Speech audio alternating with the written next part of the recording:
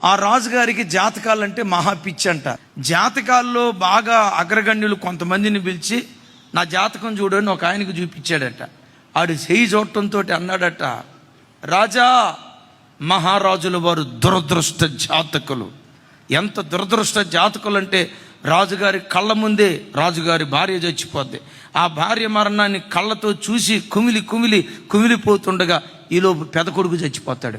పెద్ద కొడుకు మరణాన్ని కళ్ళతో చూసి రాజు కుమిలిపోతుంటుండగా ఈలోపు చిన్న కొడుకు చచ్చిపోతాడు. రాజా, వీళ్ళందరి మరణాలు కళ్ళతో చూసి కుమిలి ఆ తర్వాత నువ్వు చచ్చిపోతావు రాజా అన్నాడట.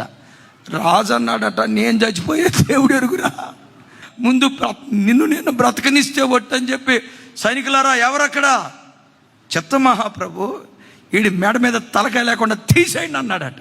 తర్వాత ఆ జాతకాల పిచ్చితో ఇంకొకరిని పిలిచాడట. నువ్వు చూడరా జాతకం అన్నాడట. ఆడి చేయి చూసి అంటాడట, మహారాజులు వారు అదృష్ట జాతకులు.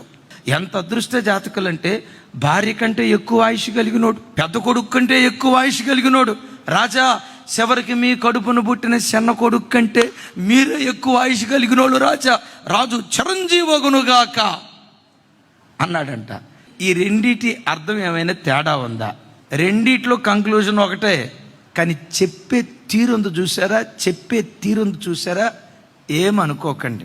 కొంతమంది నీ బ్రతుకులో నీకు శత్రువులు అవటానికి కారణం ఏంటో తెలుసా? నరం లేని నాలుక. కొంతమంది నీకు విరోధులు అవటానికి కారణం నీ నాలుకే.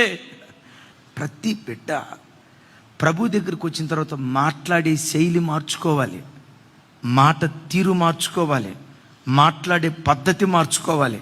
నోట నుంచి ఏ మాట బయలుదేరినా కృపాసహితముగా, రుచి కలిగినదిగా మన మాట దయగలిగిన మాటగా ఉండునుగాక.